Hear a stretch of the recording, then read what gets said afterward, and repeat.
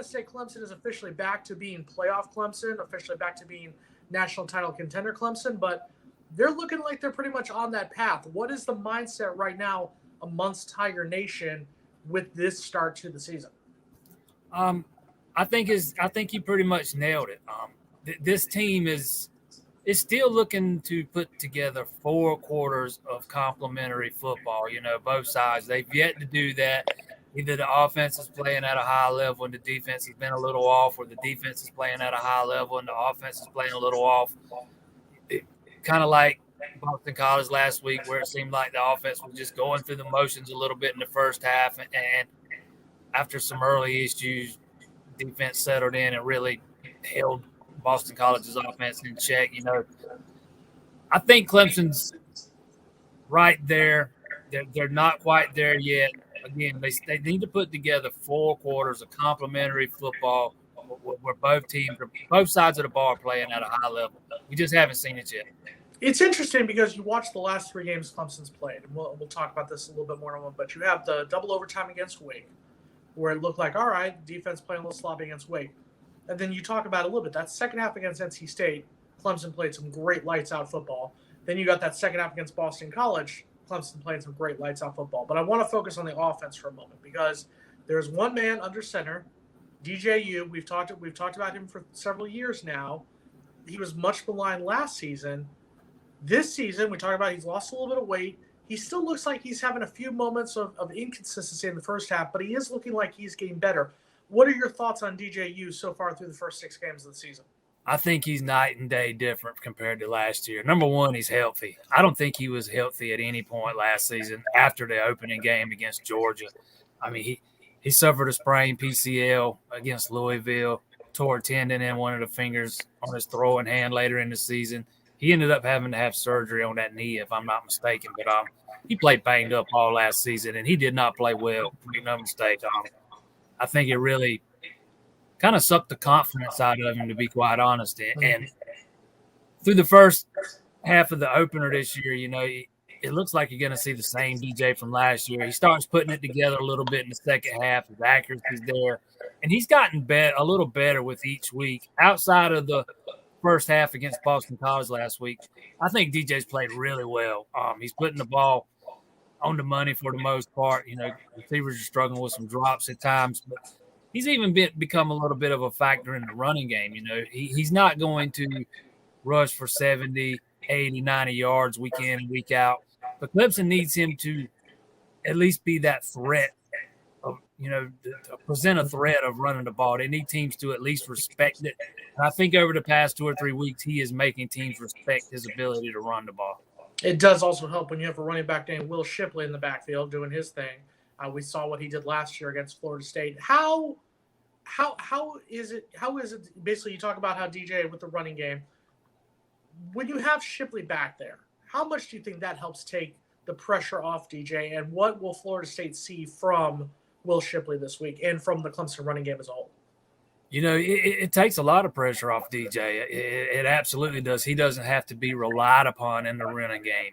Clemson's got a couple of running backs. They've actually got 3. One is hurt right now, but Will Shipley and Phil Maffa, who are absolutely capable of carrying the load. So he doesn't have to be that guy.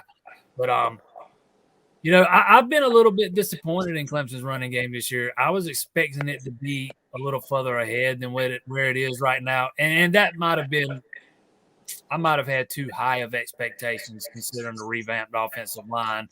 But I think that group up front is really starting to come together now. You got a freshman starting at left tackle.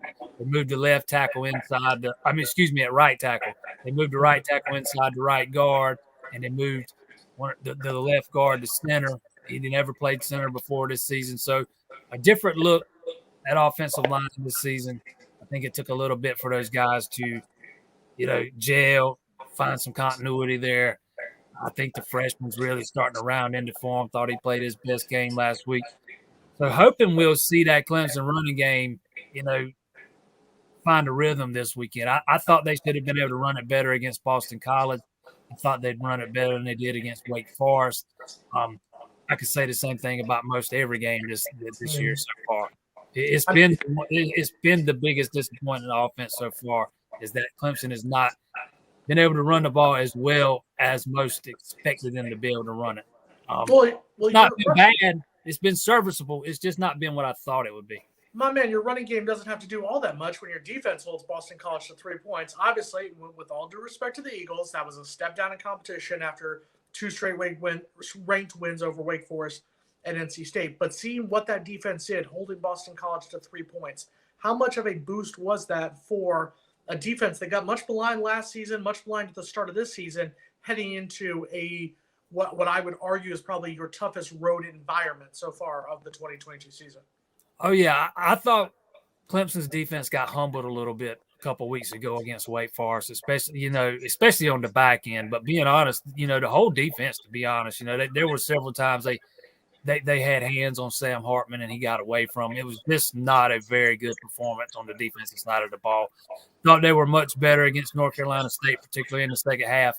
And they were downright dominant last week, Just getting Xavier Thomas back is going to be a big boost. He only played 6 snaps last week, had 2 sacks, another hurry. I mean, expect to see a lot of him this week.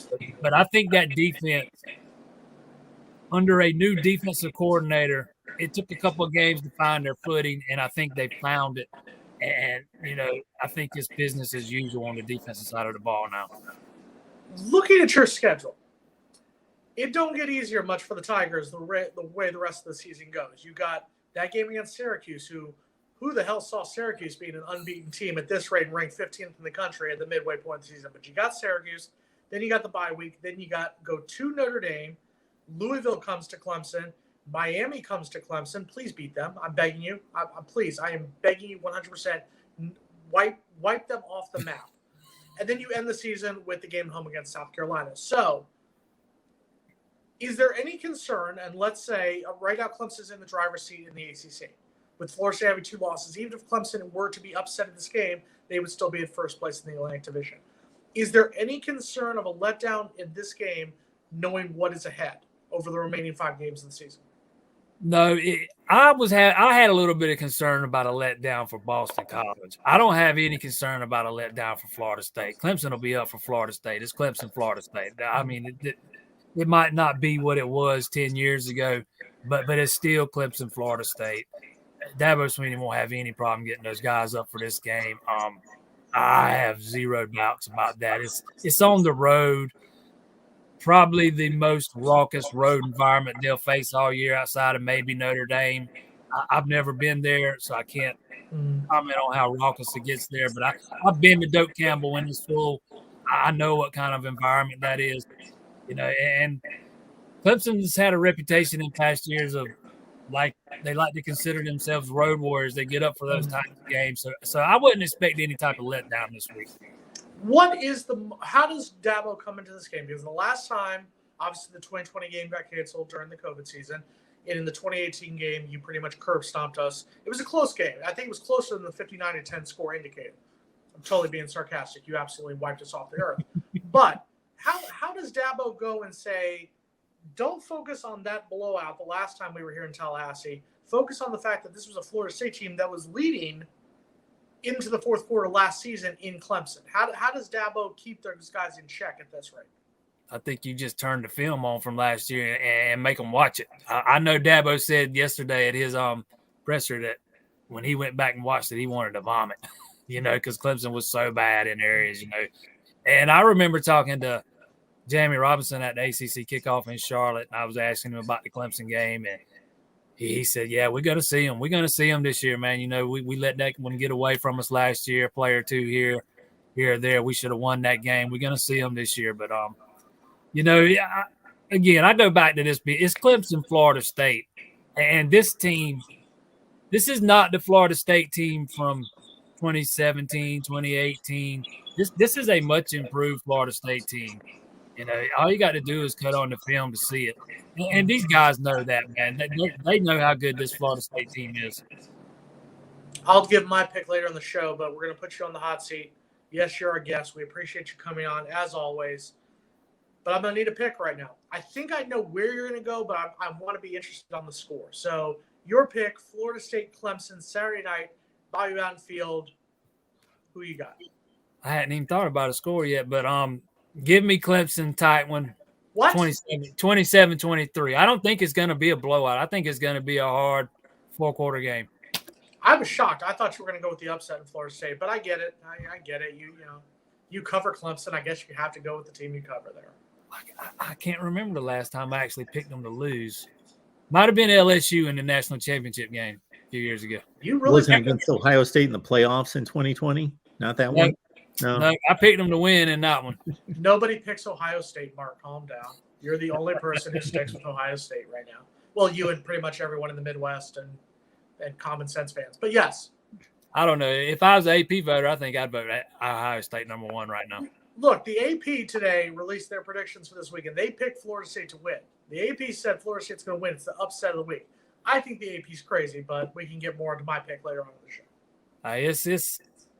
I tell you what, following the betting line after it came out, it's been kind of crazy. It's been it was odd. Go ahead. No, my final question to you on this one: does that line surprise you? Because to me, seeing how close it is, and you know what, just know it on the surface. People who've watched this series, people who watched these two teams play last year, like you and I, it doesn't surprise them as much. But from a general outside perspective, the fact that it's that close, does that not surprise you at all? Yeah, I thought it would open a little bit higher than 7.5, honestly. But yeah, what really surprised me was the steep drop it took in a matter of a couple of hours. It was from 7.5 down to 4.5. By Monday morning, it was 3.5. I mean, to me, that's been the most surprising thing. You just don't see drops like that or should I say swings like that very often. It's almost like Vegas knows something the rest of us don't, but we shall see. I mean, did you put 100 down on us just to cover, just to make sure? I would not touch this game with a 10-foot pole. This is a rat pick all the way. Which game would you rather touch, this one or Alabama-Tennessee? Because I just have a strange feeling like Tennessee might pull the upset over Alabama at home this year. Tennessee's only 7. If I had to pick one today, I would probably pick Clemson to barely cover against Florida State, just because the Bryce, the unknown surrounding Bryce Young and Alabama. Right. And Alabama has not been Alabama this season. They look beatable.